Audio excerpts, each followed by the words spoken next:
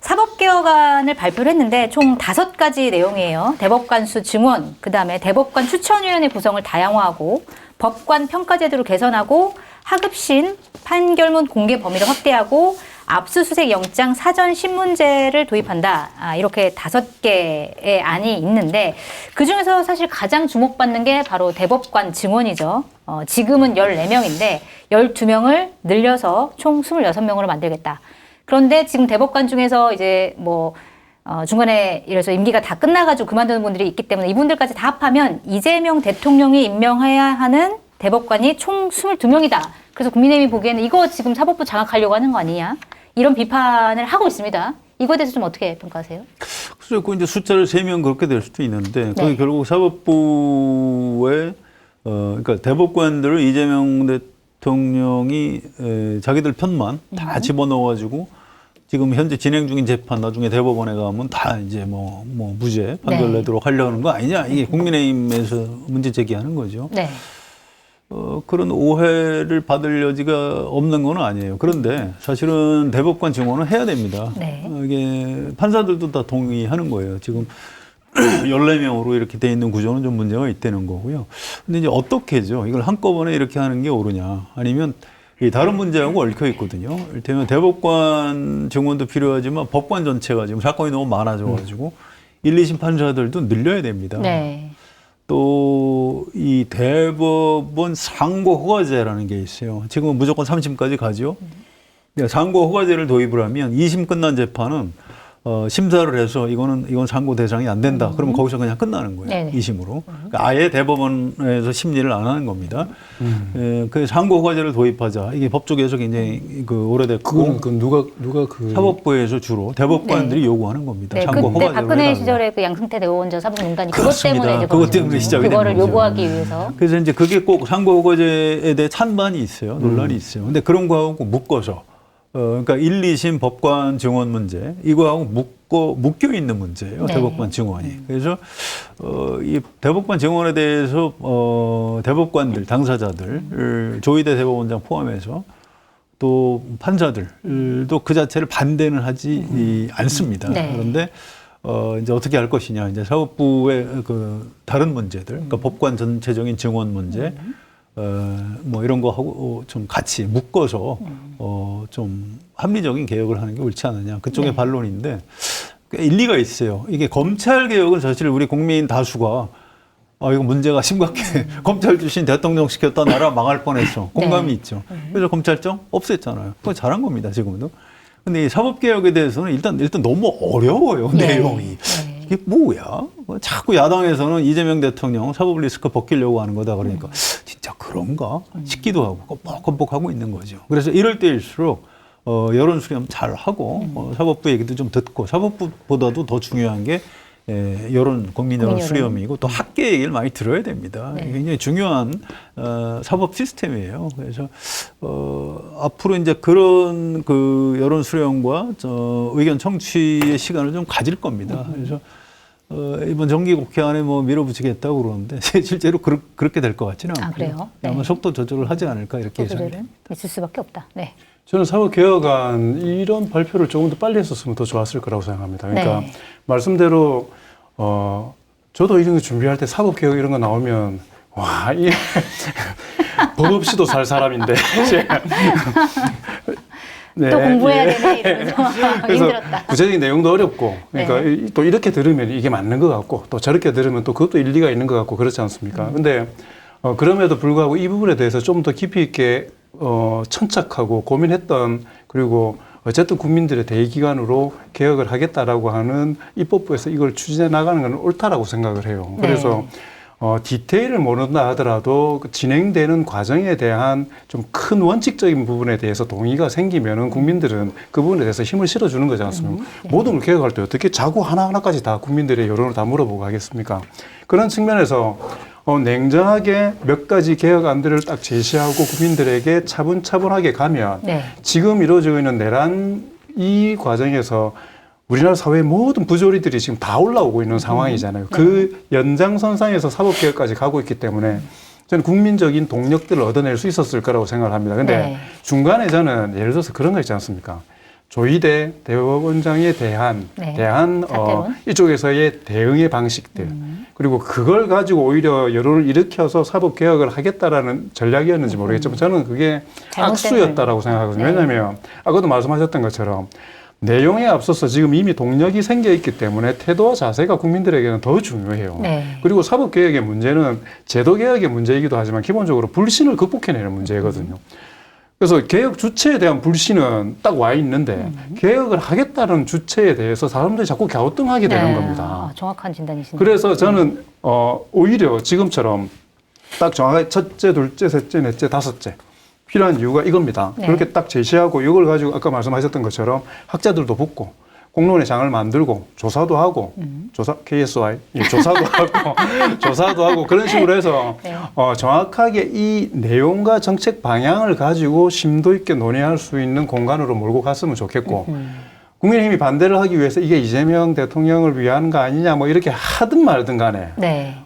주도권은 이쪽이 가지고 있는 거지 않습니까? 민주당은 지금부터 감정적인 요인들을 딱 빼고 네. 냉정하게 이렇게 갔으면 좋겠습니다. 왜냐하면 아까 이야기했던 것처럼 22명이나 하지 않냐. 네. 지금 하나도 안 바꾸면 14명 중에 임기 기간 동안에 9명 바꾸는 거지 않습니까? 네. 그러면은 퍼센테이지가 더 넓어지는, 많아지는 그러니까 그 네. 전체 숫자에 있어서는 달라지지만 그러니까 네. 그거는 저는 억지인 것 같고요.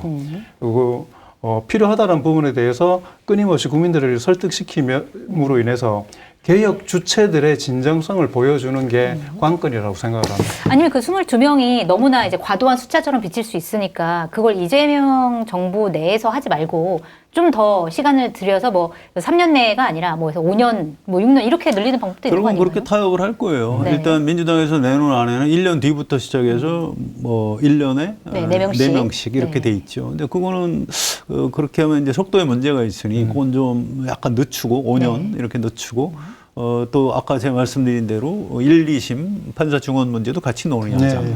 뭐 상고과제도 같이 논의하자. 뭐 네. 이런 식으로 절충을 하지 않을까 네. 이렇게 예상이 되고요. 아까 장관님 굉장히 중요한 말씀하셨는데 네. 이게 민주당에서 이게 조희대 대법원장 사퇴론을 얘기하면서 확 꼬인 겁니다. 네. 이게 이렇게 되니까 사법개혁안 내놓은 게 조희대 쫓아내려고 하는 거 아니야? 이렇게 오해를 받는 거예요. 네. 지금 여기 이제 이미 시간이 늦어가지고 선택할 수밖에 없습니다. 지금부터 조희대 대법원장 사퇴론 얘기를 안 해야 됩니다. 오늘 정청래 대표가 또 했던데요. 그러니까 하면 안 되는 거예요. 그렇게 하면 진정성이 훼손이 되고 사법개혁도 안 되는 거예요. 그래서 실제로 조희대 대법원장을 사퇴시키고 싶으면 지금 사법개혁안을 접어야 돼요. 접고 조희대 몰아내는데 집중을 하고 둘 중에 하나를 선택해야 탄핵 되는. 소추를 하든가 이렇게 해야 되는 겁니다. 이게 두 개를 다 가지고 하다 보니까 사법개혁이라는 굉장히 중요한 진정성까지 의심을 받고 있는 거라서 네. 굉장히 큰 패착이고요. 그래서 이제 걱정이 많습니다. 어쨌든 이 문제에 관련해서 문형배 전 헌법재판관이 한겨레 신문 오늘 아침 신문에 인터뷰를 한 게 있어요. 네. 요게 이제 한 대목이 나와요. 특히 대법관 증언에 대해서 이렇게 이걸로 사법개혁을 할 수 있다. 이렇게 단일 처방으로 내놓으면은 비유를 이렇게 하셨더라고요. 환자가 있어요. 진단이 필요해. 네. 그런데 일단 정확한 진단이 나오기 전에 일단 외과로 보내서 수술부터 하려고 하는 거 아니냐. 이렇게 비유를 했더라고요. 그래서 네. 굉장히 적절하다고 봅니다. 이 무슨 얘기냐면 이 대법관 증원을 왜 1년에 4명씩 이렇게 순차적으로 해서 늘려야 되는지에 대해서 국민 공감이 아직 충분하지가 않아요. 네. 그래서 이런 식으로 밀어붙이면 국민의 공감을 얻기 어렵기 때문에 아까 장관님 말씀하신 대로 여러 가지 절차들을 밟아 나가는 것이 좋고. 근데 저는 말씀대로 충분하게 공감을 얻는 분명히 중요하다고 생각하는데 그렇다고 그 공감이 충분해졌다라는 판단의 시기를 너무 늦춰서는 안 된다라고 물론이죠. 생각합니다. 이게 네, 그렇습니다. 말씀하셨던 대로 내용에 있어서 일정 정도의 합의를 봐서 속도를 조금 더 늦추거나 하더라도 방향 자체가 옳기 때문에 근데 이게 시간을 3년을 하면 충분했냐? 그러면 6개월을 하면 충분하냐? 이 부분은 네. 그거는 누가 사실은 판단하는 거예요? 개혁 주체 그다음에 그거에 대한 직관과 통찰을 가지고 사실은 가는 부분이지 네. 객관적인 지표라는 게 있는 게 아니지 않습니까? 근데 지금 저번에도 11월 안에 하겠다. 이거는 좀 빠르다고 보시는 거예요?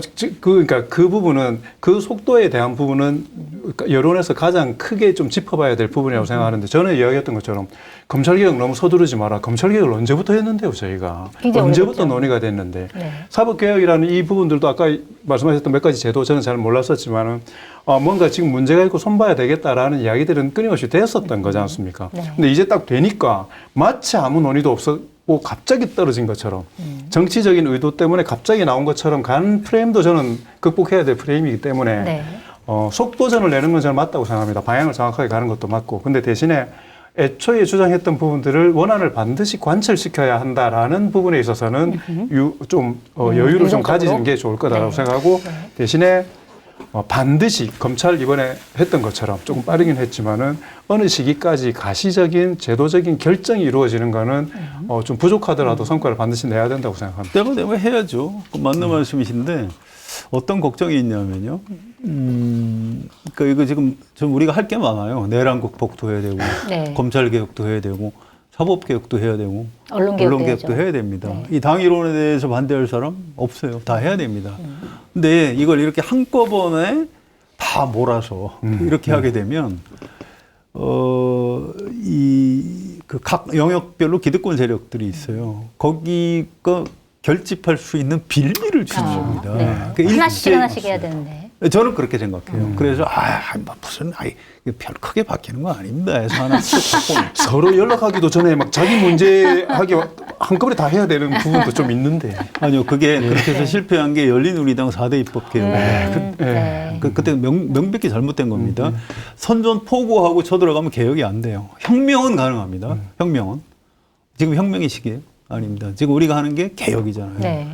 개혁은 각계 격파에서 분산시켜야 돼요. 그래서 지금은 검찰 개혁을 성공을 했고 이런 시기이기 때문에 사법 개혁하고 언론 개혁에 대해서는 약간 시차를 둬야 되는데 이걸 뭐 같이 발표했더라고요. 그래서 이게 지금 막 난리가 나오고 있고 그래서 이게 전략 전술에 약간 문제가 있어요. 아무래도 정권 초반에 걱정이 힘이 좀 있을 됩니다. 때 해야 된다 뭐 이런 그런 논리. 주장을 그렇죠. 하고 있는 겁니다. 네. 그런데 이제 반면 교사가 열린우리당 4대 개혁이에요. 네. 그래서 물론 이제 제 주장에 대해서 반론도 많이 있습니다. 그건 언제든지 제가 논쟁은 환영을 하는데 그렇게 지혜로워 보이지는 않는다. 근데 한 가지 그러니까 4대 개혁 입법하고의 내용적인 차이는 분명히 좀 존재하는 것 같습니다. 그리고 네. 특히나 이번에 아까도 말씀드린 것처럼 탄핵이나 이 내란 국면에서 지금 개혁에 이루어지는 대부분의 것들이 내란 국면에서 드러난 여러 가지 부조리에 대해서 연결되어서 가는 부분이기 때문에 내란 척결 혹은 그 연장선상에서 사실 존재하는 거라고 저는 생각하거든요. 그래서 네.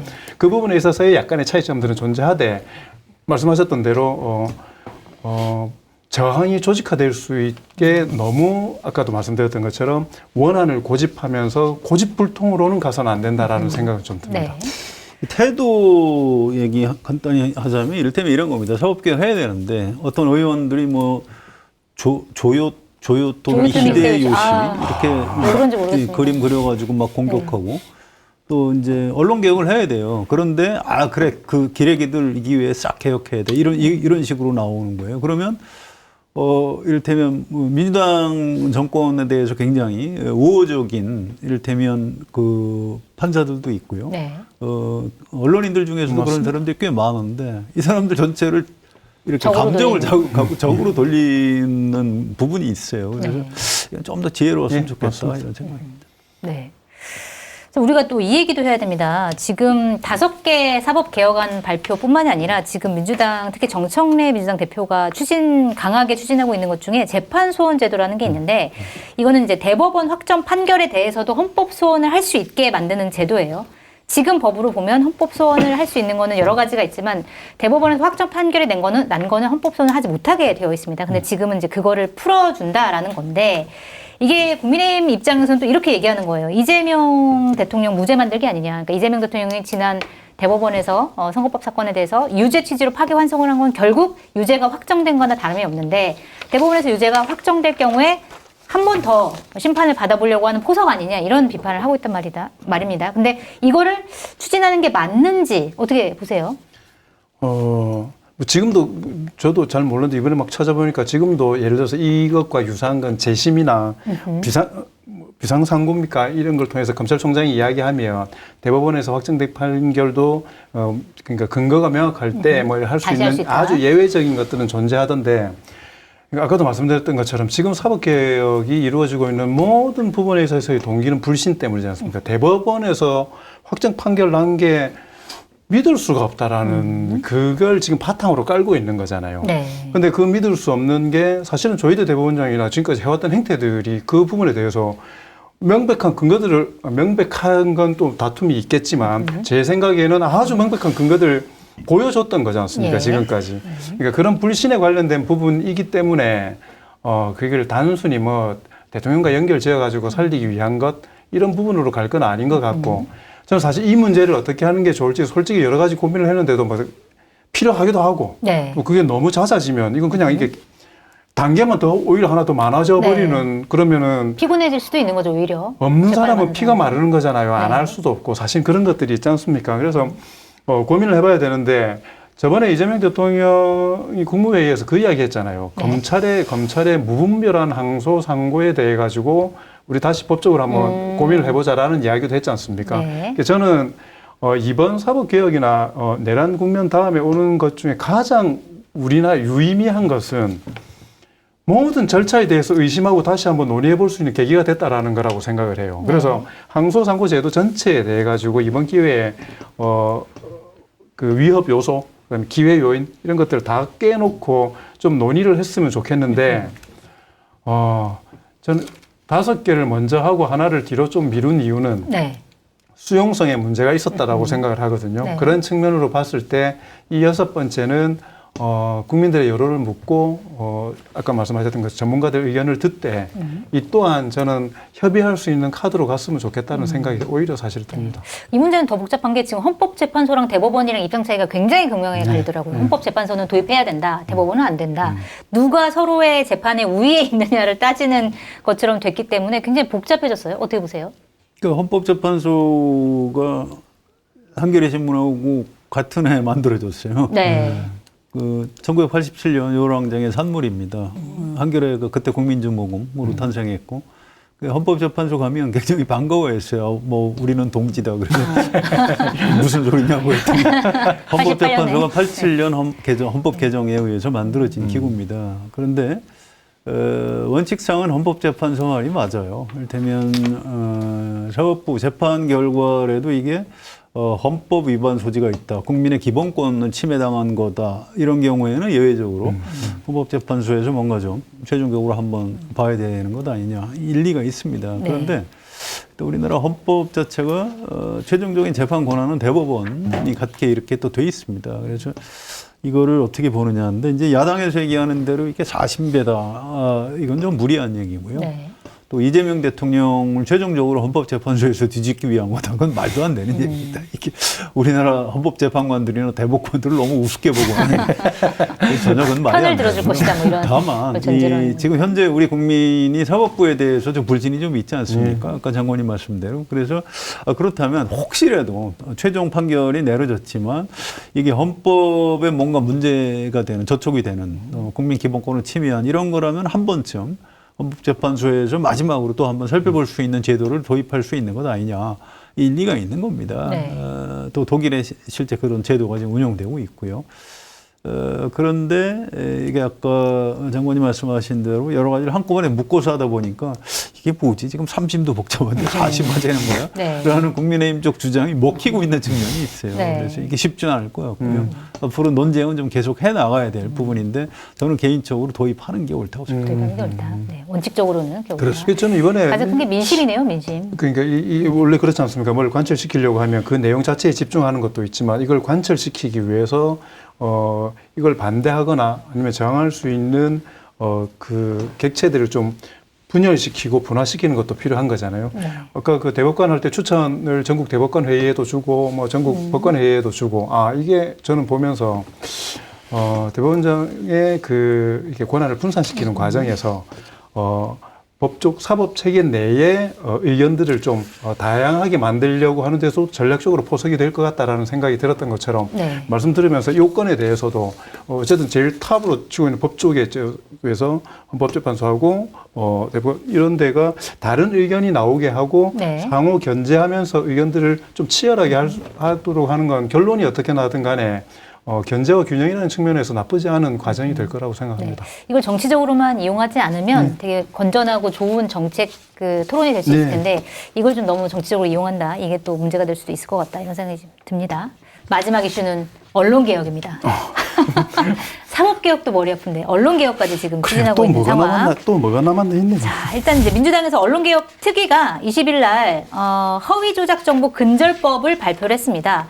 이거는 가짜 뉴스를 악의적으로 유포하는 언론, 그다음에 유튜버 이런 이제 매체한테 손해액의 최대 5배 손해배상을 책임질 수 있고 또 과징금은 최대 10억 원까지 부과할 수 있는 내용인데, 자, 조건이 있습니다. 어쨌든 다른 사람을 해하려는 악의가 있어야 된다. 그리고 불법 정보나 허위 조작 정보를 고의로 유통을 하는 경우에 책임을 더 크게 묻겠다, 이런 취지인데, 일단 시민사회단체나 언론노조에서는 반대를 하고 있습니다. 이거 뭐 표현의 자유가 조금 헤쳐질 수 있다, 뭐 이런 논리인데 어떻게 보고 계세요? 이게 또 어려운 문제예요. 그게 이제 그 SNS가 발달되고 하면서 이제 가짜 뉴스로 혹세무민이 많아졌고, 물론 이제 언론도 책임이 커요. 네. 언론에서도 확인 안 되고 악의적으로 하는 보도 있죠. 우리가 많이 알고 있습니다. 그게 이제 충돌하는 겁니다. 이 가치가. 그래서 균형점이 어디냐, 이제 이런 문제인데, 이거는 민주당에서 사실은 언론을 상대로만 하려고 하다가 이재명 대통령이 왜 언론만 상대로 하냐 그러지 말고 다 징벌적 손해배상제를 도입을 하는 걸로 하자 해서 이제 합리적으로 조정은 됐는데, 이 내용에 문제가 있어요. 그래서 언론 노조를 비롯해서 언론단체들이 반대를 하는 겁니다.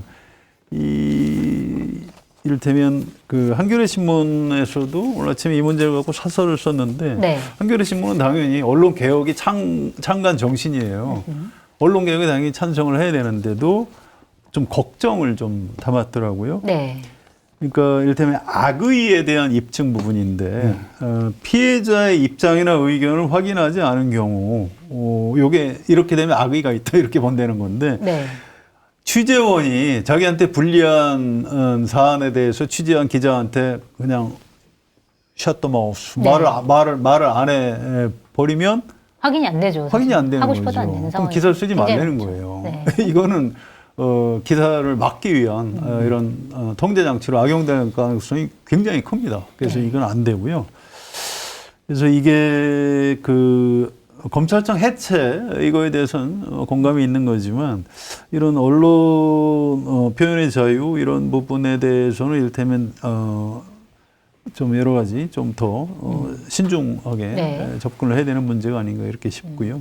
물론 이제 저도 이제 언론사에 있는 사람이고 하다 보니까 언론도 좀 혼나야 돼, 이런 얘기 하는 분들, 시청자들이 많으실 겁니다. 언론 개혁해야 돼요. 저도 전적으로 동의하는데 좀 조심해야 됩니다. 이번에 특히 이런 것도 있어요. 이를테면 언론단체에서 좋다, 징벌적 손해배상 제도를 도입해야 되는데, 그건 당연히 해야 됩니다.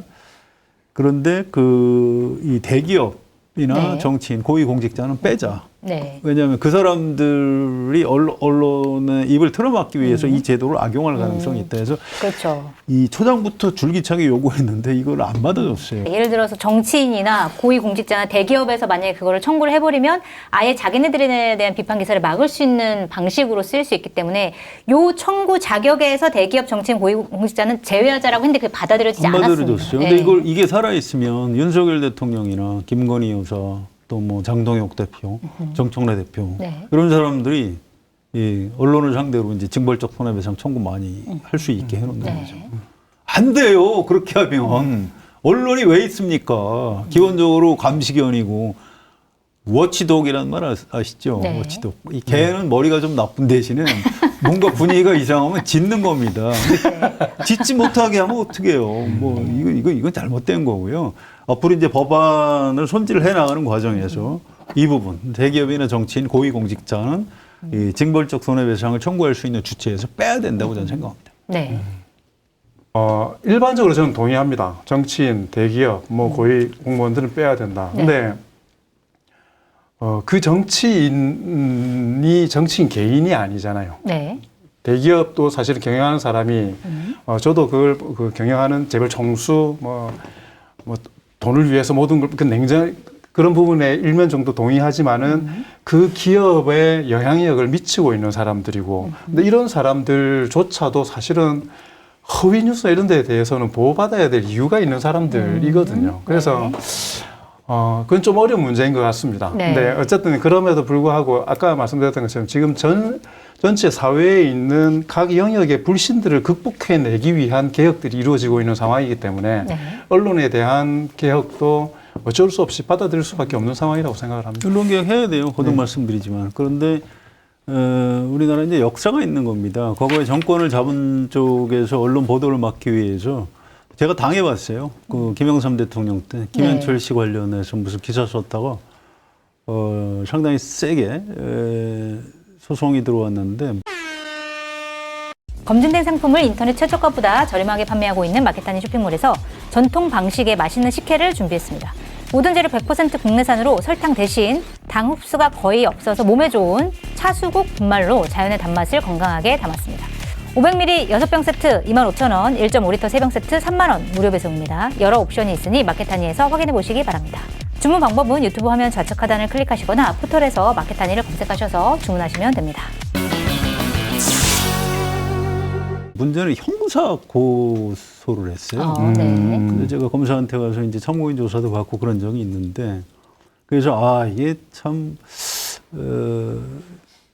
문제가 있구나. 근데 우리나라 굉장히 특이합니다. 이게 이 형사처벌, 명예훼손 형사처벌을 잘 안 하는 나라도 많아요. 근데 네. 우리는 그것도 있고, 또 일반 손해배상 청구소송, 민사소송 그것도 있고, 거기에다가 이건 지금 징벌적 손해배상을 추가를 하는 겁니다. 네. 그래서 이를테면 정치인이나 뭐 대기업이나 뭐 이런 고위공직자 이런 사람들은 기존에 있던 다른 방법으로 형사처벌이나 할 수 있다. 손해배상 청구소송 하시면 돼요. 네. 왜 이런 식의 가짜 뉴스로 인해서 피해를 보는 일반 평범한 사람들의 구제 수단에 왜 편승을 하려고 해요? 그건 잘못된 겁니다. 네. 그분들은 빼야 됩니다. 그러니까 사실 기자치고 이 고위공직자의 고소 고발 안 당해본 사람 별로 없을 것 같아요. 저도 굉장히 이제 높으신 분한테 한번 소송을 당해가지고 고초를 겪은 일이 있었는데 결국 이제 제가 이겼습니다. 무죄가 나왔는데 그런 일을 한번 겪으면 굉장히 위축이 되기 그렇죠. 마련이거든요. 맞습니다. 그렇기 때문에 요거는 사실은 쉽지 않은 일이긴 하지만 그런 것들이 언론의 자유라는 것도 충분히 중요하다라는 거를 좀 많은 사람들이 알았으면 좋겠다 이런 근데 생각이 저는 들긴 이야기하고 하네요. 싶은 게 뭐, 방송 나와가지고 자꾸 하나만한 이야기 하지 말라고 하던데 하나만한 방향으로 네. 가는 게 사실 개혁이고 발전이라고 생각하기 때문에 언론도 언론이지만 정치개혁이나 이런 거 위해서 헛소리하거나 욕하거나 태도 자세 안 좋은 정치인들 떨어뜨려야 돼요. 그러니까 이게 뭐냐면 시민의 힘으로 좀 떨어뜨려야 됩니다. 그리고 유튜브에서 그런 말장난을 가지고 다른 사람들의 인격을 파탄시키는 사람들을 사회적으로 매장시켜 버려야 되고요. 사실 그런 기품들을 가지고 이게 정치의 사법화도 사실은 문제지만 세상 사회의 모든 부조리 부분들을 제도와 이런 걸로만 이게 환원시키는 것도 나중에 결국 다 문제가 되지 않습니까? 왜냐하면 제도는 하나를 보호하면은 하나를 어쨌든 내어줘야 되는 상황이기 때문에. 네. 그래서 진짜 그런 차원에서 좀 좋은 방송, 좋은 정치인에 대해서 좀 집중을 해주고 너무 자극적이거나 너무 다른 사람들에게 상처를 주는 방송을 좀 죽여서 공동포차 같은 좋은 데를 많이 봐주시는 뭐 그런 네. 방향으로 하나만 하는 이야기 아니지요. 제가 아까 말씀드린 이제 문영배 전 네. 헌법재판소장 인터뷰에 그런 내용이 있습니다. 지난번에 윤석열 전 대통령 파면할 때 관용과 자제 이런 게 들어가 있었거든요. 네. 근데 그게 양쪽을 향해서 다 얘기를 한 겁니다. 맞아요. 근데 그걸 집어넣는 이유를 이제 쭉 설명을 하면서 이제 이런 얘기들이 있어요. 이를테면 국민의힘을 지금 내란 동조당으로 규정을 해서 해산시키는 거에 대해서 어떻게 생각하냐. 기자가 질문을 했는데 답변이 그래서 독일이나 이런 다른 나라 사례를 봐도 극우 정당도 잘 해산을 안 시킨다. 그러면서 정당은 선거로 심판하는 게 맞다. 그러니까 네. 이분의 취지는 모든 걸 헌법이나 법률로 다 해결하려고 하지 말라. 그래서 일종의 정치 문화, 또 상대를 존중하는 관용, 절제, 자제 이런 것도 필요하고, 특히 정치는 정치로 선거가 가장 중요하다. 그래서 국민의힘을 이를테면 내란 정당으로 심판하고 싶으면 내년 6월 지방선거에서 심판하면 된다. 심판하면 된다 이런 네. 취지로 답변을 하셨더라고요. 저는 네. 굉장히 적절하다고 생각합니다. 맞는 말씀이시네요. 네. 국민들이 아무쪼록 그런 선택들을 적절한 선택들을 해주기를 바랍니다. 아직 근데 선거가 많이 남았네요. 금방입니다.